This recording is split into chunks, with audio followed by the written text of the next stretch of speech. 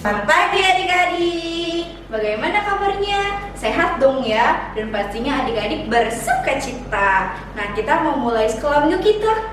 Dengan semangat kita mau nyanyi haleluya, haleluya, haleluya, haleluya. Tapi ketika kata puji Tuhan, adik-adik dan kakak-kakak yang di sini bernyanyi dan kakak dan Kamelinda yang bernyanyi haleluyanya ya. Yuk kita nyanyi ya.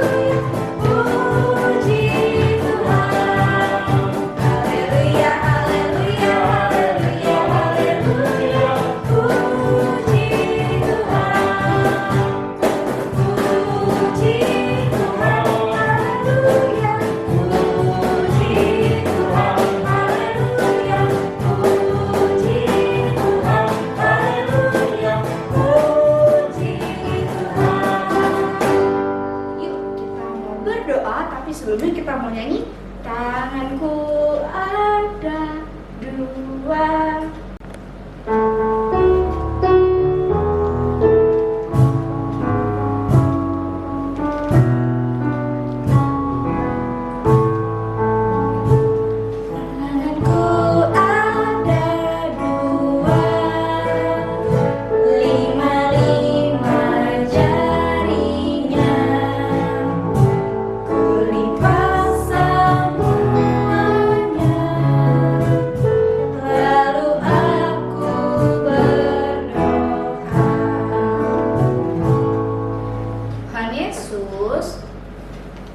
Terima kasih Tuhan, untuk pagi hari ini kami akan bersekolah minggu. Tuhan berkati kami dari awal hingga selesai. Di dalam nama Tuhan Yesus, haleluya, amin. Adik-adik, Tuhan Yesus sayang kepada kita semua. Dan setiap hari kasih-Nya Tuhan selalu bertambah. Yuk kita mau nyanyi bertambah-tambah dalamnya. Lalu kita lanjutkan dengan lagu setinggi-tingginya langit.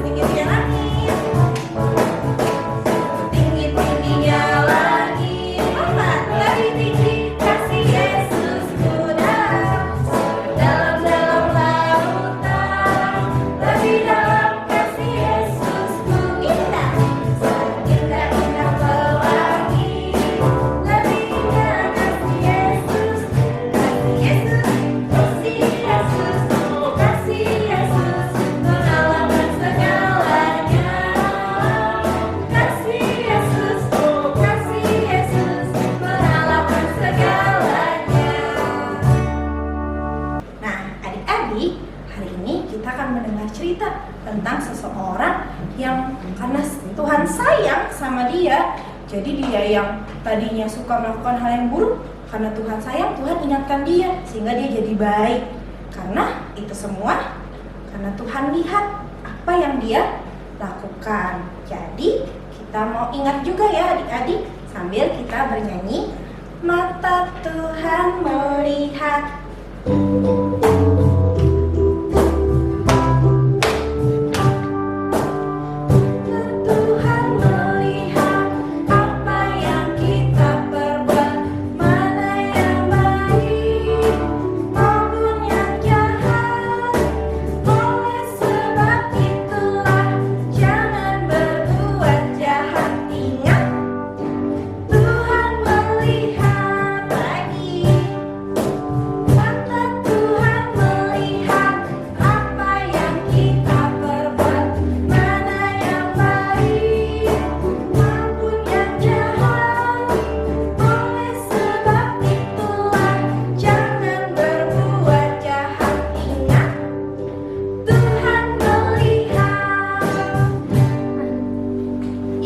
Sebelum kita mendengarkan firman Tuhan, kita mau nyanyi Ku ingin dengar cerita.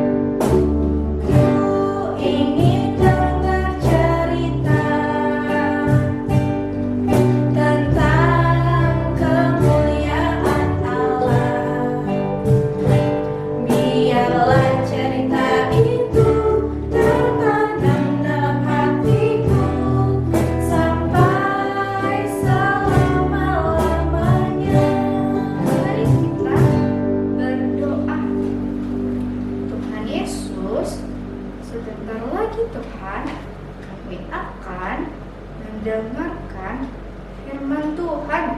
Tuhan berkati kami agar kami boleh mendengarkan dengan baik Tuhan.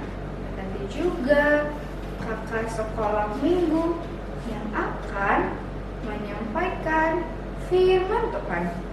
Di dalam nama Tuhan Yesus, amin. Hai adik-adik yang ada di rumah, selamat pagi, selamat hari Minggu. Nah, kembali lagi untuk kita mendengarkan cerita Alkitab. Tentang siapa ya? Ada kisi-kisinya dengan kita menyanyikan sebuah lagu yang sangat terkenal yang mengajarkan kita untuk hati-hati menggunakan anggota tubuh kita, misalnya tangan atau mulut, bahkan kaki. Kisi-kisih kayak gitu. Hati-hati gunakan tanganmu. Tahu kan adik-adik? Yuk kita nyanyi bareng-bareng sambil bergembira ya. Hati-hati gunakan tanganmu. Hati-hati gunakan tanganmu. Hati-hati gunakan tanganmu. Karena Bapa di surga melihat kita semua. Hati-hati gunakan tanganmu. Hati-hati gunakan mulutmu, amin. Hati-hati gunakan mulutmu, amin. Karena Bapa di surga melihat kita semua. Hati-hati gunakan mulutmu, amin. Jadi sama seperti lagu ini, kita mau belajar dari satu tokoh yang berubah, yang tadinya jahat tapi menjadi baik. Yuk kita buka dulu Alkitab kita dari Kisah Para Rasul 9 ayat 17 dan 18. Kisah Para Rasul 9 ayat 17 dan 18. Sudah siapkan Alkitabnya? 1, 2, 3. Lalu pergilah Ananias ke situ dan masuk ke rumah itu. Ia menumpangkan tangannya ke atas Saulus, katanya, "Saulus, saudaraku, Tuhan Yesus yang telah menampakkan diri kepadamu di jalan yang engkau lalui telah menyuruh aku kepadamu supaya engkau dapat melihat lagi dan penuh dengan Roh Kudus." Dan seketika itu juga seolah-olah selaput gugur dari matanya, sehingga ia dapat melihat lagi. Ia bangun, lalu dibaptis. Adik-adik, coba kita lihat ayat Alkitabnya. Tadi ada siapa aja tokohnya? Benar, Ananias, Bapak Ananias. Kemudian siapa? Bapak Saulus. Kakak mau ceritain dulu, siapa Bapak Saulus ini? Bapak Saulus ini seseorang yang lahir di kota yang bernama Tarsus. Dia berkebangsaan Yahudi. Dia tahu segala macam Taurat dan peraturan-peraturannya karena dia sangat pintar. Tapi tunggu dulu, selain dia pintar, tapi hatinya tidak baik. Dia memiliki sikap yang jahat. Dia selalu mencari pengikut Kristus untuk ditangkap dan dipenjarakan. Tapi Tuhan melihat apa yang telah dilakukan oleh Saulus. Yuk kita saksikan ceritanya. Adalah orang Farisi, orang yang saleh. Menurut Saulus, siapapun yang percaya kepada Yesus adalah penyebar dusta dan pantas dipenjara, bahkan dihukum mati.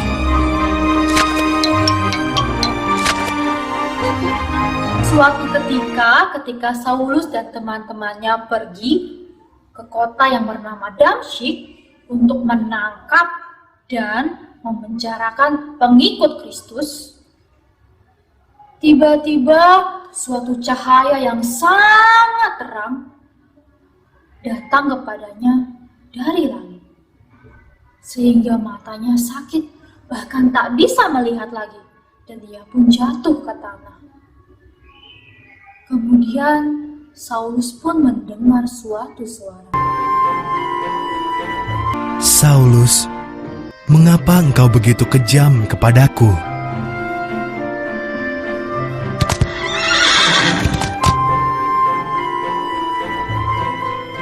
Siapa engkau, Tuhan? Tanya Saulus. Suara itu menjawab, Akulah Yesus yang kau aniaya itu. Pergilah ke Damaskus. Di sana kau akan mengerti apa yang harus kau lakukan. Wah, adik-adik, ternyata itu suara Tuhan yang menampakkan diri kepada Saulus. Tuhan menegur Saulus bahwa ia telah melakukan apa yang jahat di mata Tuhan.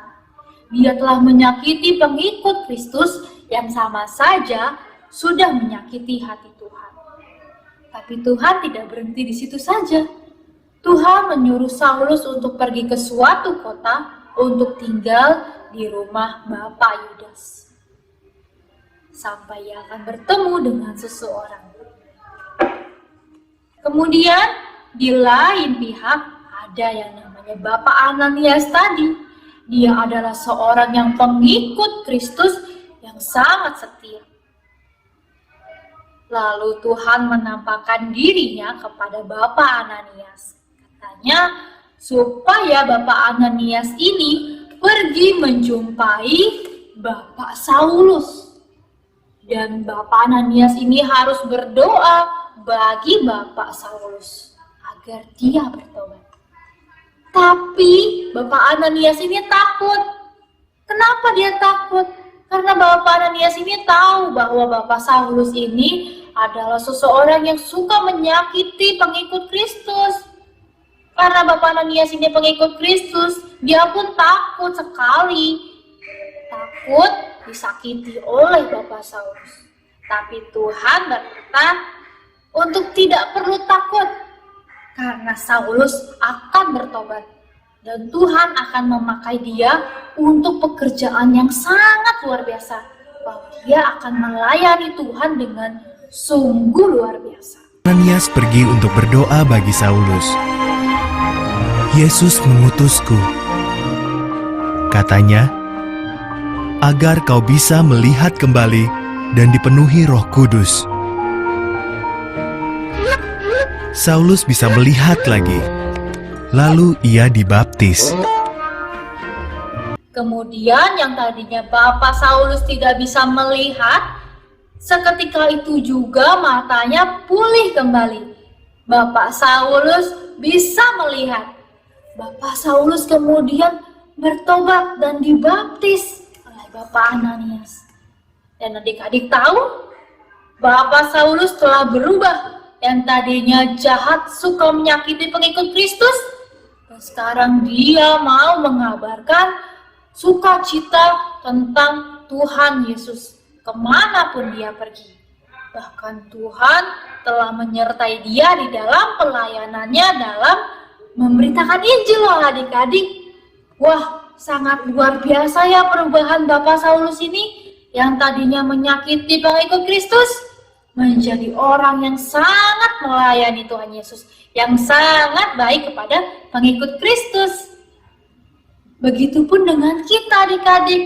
Kita diciptakan Tuhan untuk pekerjaan yang baik. Misalnya Tuhan menciptakan tangan kita bukan untuk menyakiti teman kita, bukan untuk cubit teman kita, bukan untuk membuat menangis teman kita, tetapi Tuhan menciptakan tangan kita supaya kita dapat memuji nama Tuhan. Kita dapat bertepuk tangan memuji nama Tuhan, ataupun ketika di rumah aja kita bisa membantu papa mama kita, atau kita bisa menggunakan tangan ini untuk mengerjakan tugas kita. Nah, ada lagi nih, misalnya di rumah aja kadang-kadang kan kita jadi males ya. Aduh, aku pengen nonton kartun aja, Kak. Tapi ingat adik-adik, kita kan sudah punya otak, kita sudah punya anggota tubuh, dipergunakan seharusnya dengan baik, bukan untuk malas-malasan. Contohnya, kita bisa mengerjakan tugas atau membaca buku pelajaran, atau membaca buku cerita, bukan untuk bermalas-malasan. Atau ketika kita merindukan teman-teman kita bisa berdoa bagi teman-teman kita supaya kita bisa berkumpul lagi dengan teman-teman. Habis itu kita juga bisa mengerjakan saat teduh kita. Meskipun di rumah aja, bukan berarti kita nggak ngerjain apa-apa kan. Kita bisa mengerjakan saat teduh kita bisa buka Alkitab kita. Misalnya ada kuis, kita kerjain. Ada aktivitas, kita kerjain. Bahkan seru kan, yang tadinya nggak ngapa-ngapain, jadi banyak aktivitas yang bisa kita kerjakan untuk memuliakan nama Tuhan. Bukannya menjadi lesu, bukan menjadi nggak semangat. Misalnya lagi bosan, kita setel aja nih lagu sekolah minggu. Misalnya lagu I love you Jesus, deep down in my heart. Masih banyak kan aktivitas yang bisa kita kerjakan meski di rumah aja. Yuk, mulai sekarang kita mau jadi anak yang lebih baik, mau jadi anak yang lebih taat. Yang tadinya suka marah-marah aja misalnya, kita bisa gunakan mulut kita untuk memuji nama Tuhan. Yuk adik-adik, kita semangat sambil menyanyikan lagu tema kita.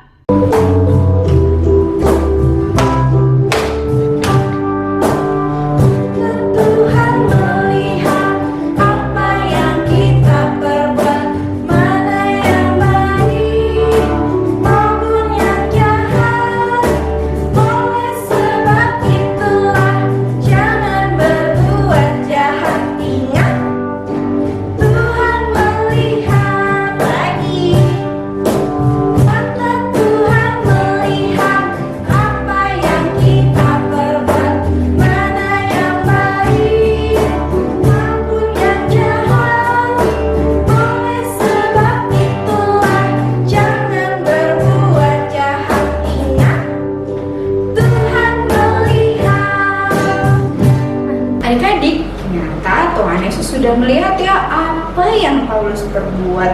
Karena Tuhan Yesus sayang kepada Paulus, Tuhan Yesus mau kalau Paulus berubah menjadi anak yang baik. Nah, adik-adik di rumah juga ya, kita mau menjadi anak yang baik.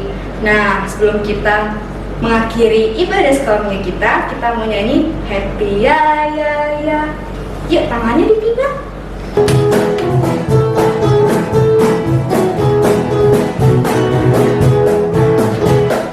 Yeah.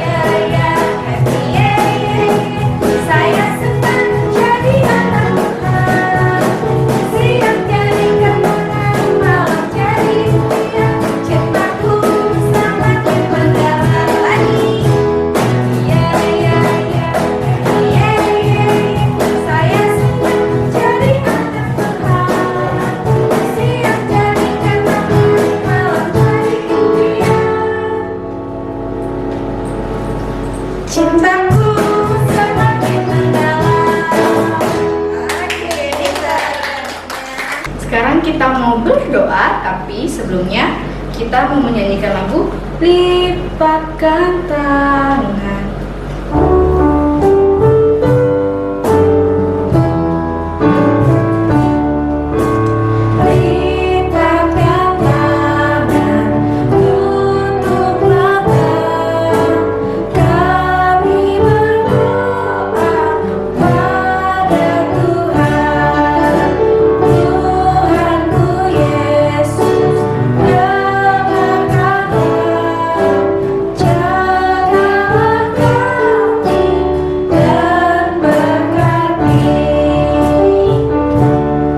Kita berdoa.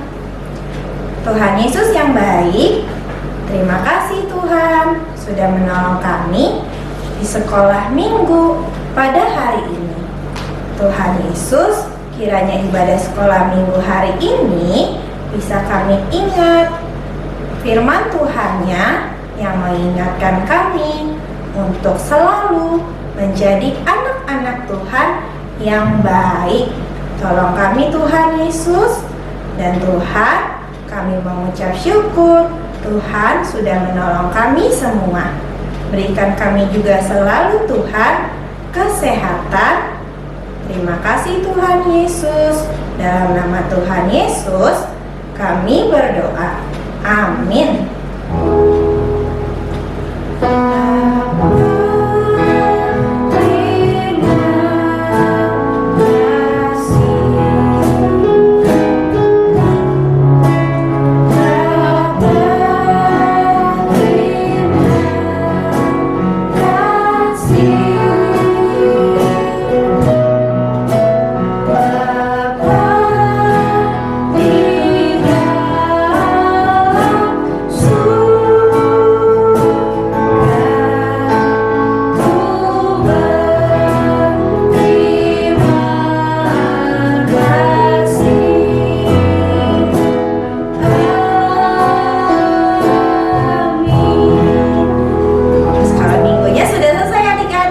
Selamat hari Minggu. Tuhan Yesus memberkati. Dadah.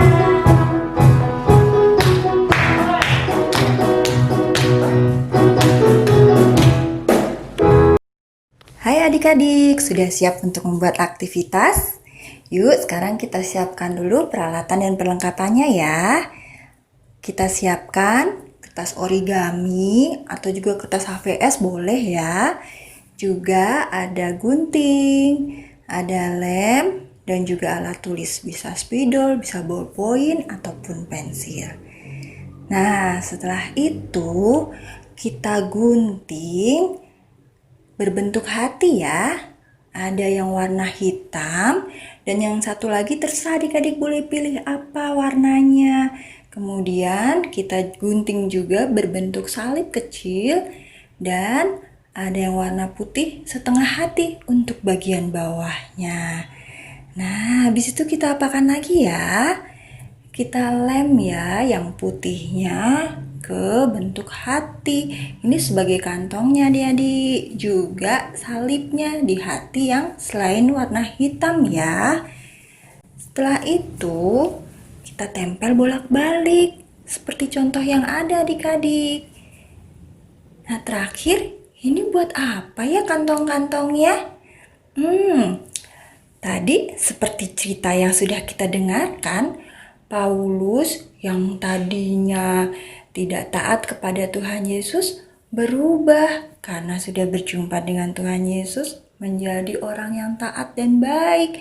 Kita juga mau seperti Paulus ya, menjadi anak yang berubah, yang tadinya melakukan hal yang tidak baik, sekarang kita melakukan hal-hal yang baik. Nah, adik-adik tulis di kertas putih, apa sih hal-hal tidak baik yang pernah adik-adik lakukan atau yang sekarang masih dilakukan? Dan adik-adik tuliskan juga janjinya berubah untuk menjadi anak yang baik. Misalnya, tadinya adik-adik berbohong, sekarang berubah menjadi apa? Menjadi anak yang jujur. Tadinya misal suka melawan orang tua, ngambek kalau dikasih tahu sama orang tua. Sekarang kita mau berubah menjadi anak yang taat, nurut kepada orang tua.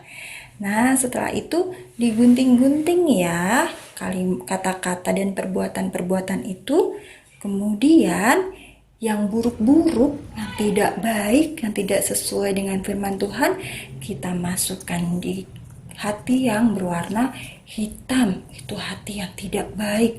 Dan di bagian sebelahnya yang ada tanda salibnya, itu adalah perbuatan-perbuatan yang sudah berubah menjadi baik karena kita taat kepada Tuhan Yesus. Nah, selamat mengerjakan ya. Jangan lupa nanti di-share di WA grup ya adik-adik. Dah.